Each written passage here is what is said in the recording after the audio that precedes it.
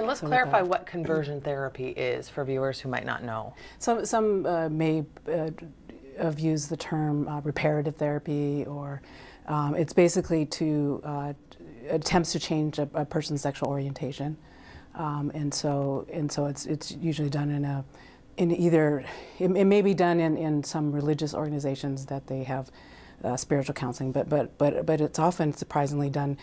It's still very prevalent among those that are licensed psychologists, nursing board. So there's some mental health practitioners that are still engaging in this type of therapy. So. How common of a practice is it, particularly for minors?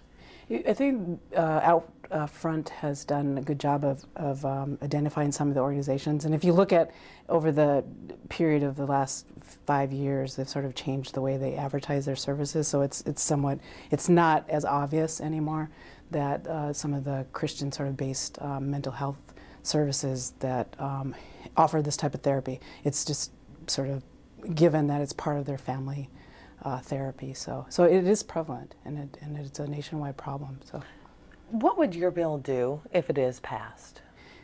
What it would do is this is very narrow ban on licensed practitioners, and so the boards that the legislature has oversight over, and so it basically a prohibition. So it would prohibit licensed practitioners from providing the conversion therapy efforts to change sexual orientation. So to that minors. To minors only, yes.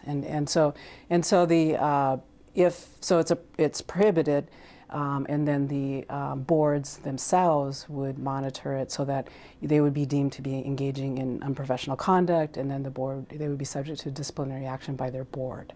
So and we don't dictate the terms what the discipline should be, but we do deem it that it is prohibited and that it is something that needs to be regulated. So as you're talking about what your proposal would do, the arguments in other states that have similar legislation, they've centered on California as one of them.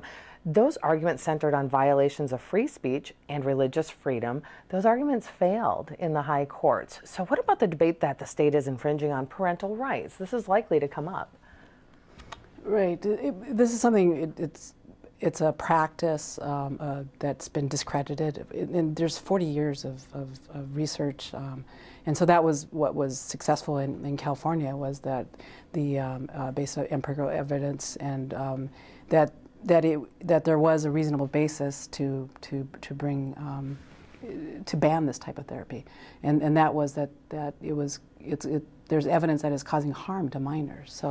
So I know some of the types of therapies is just all over the board, but some of it's really alarming and very harmful. And some of the universities have studied this, and so that's the type of research we would bring in. I mean, that's well established, and people that speak about it much more informed than I am, and how harmful it really is. What really brought this to my attention, and something that I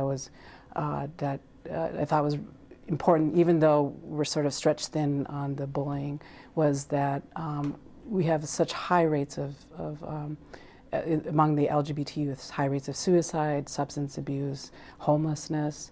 And I think a lot of that stems from a difficulty that families experience when one of their children, it's usually a teenager, is having questions about their sexual orientation or wants to come out or does come out, and often that causes turmoil in the family, and they seek professional services, counseling to help them, and they're susceptible to these types of practices, especially if they may come from a sort of Christian-based approach. So it is something that we're not infringing on somebody's belief or their family.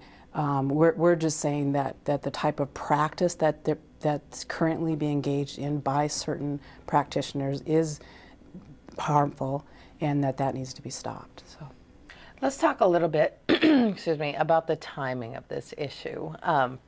You mentioned earlier this comes after the Marriage Amendment was passed, and we're looking at the Anti-Bullying Bill, the Safe and Supportive Schools Act, coming into play in 2014.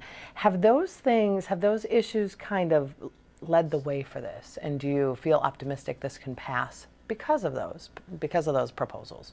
I think so. I mean, because of the positions people took on the amendment, and then the votes on the marriage bill, and then going back to their home districts and hearing from people. And I think I think people were, many of the districts, they're progressive on social issues, and I think some people were surprised at how there wasn't all this a fallback or as a result of their vote. So, and those conversations, I mean, we had a lot of conversations amongst legislators in back rooms and individual conversations where people could really try to frame this issue and talk about their the concerns that their constituents have raised and what their personal beliefs were, and how you sort of reconcile all that, and really just coming down to looking at that this is about a social change, and about something that where it's something that the legislature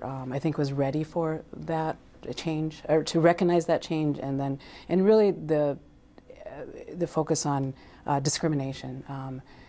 We have a history in the state of 20 years ago, a discrimination statute that included sexual orientation, and so I think that's the history that Minnesota's legislators are proud of. That history.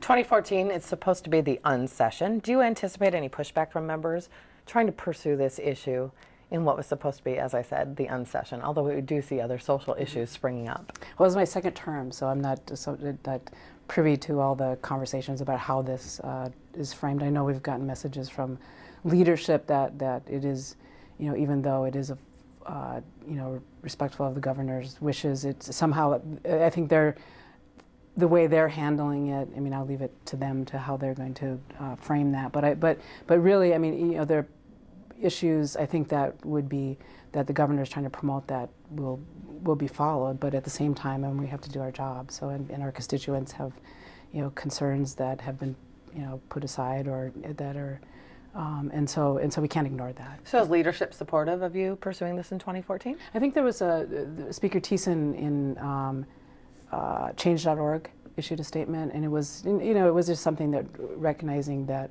this was a problem and that it should be addressed, and that he needs to see the bill, but that he was generally supportive. So. Okay, with those words, Representative Allen, thank you for joining us, and we will of course follow this legislation when you have a hearing on it. We appreciate your time.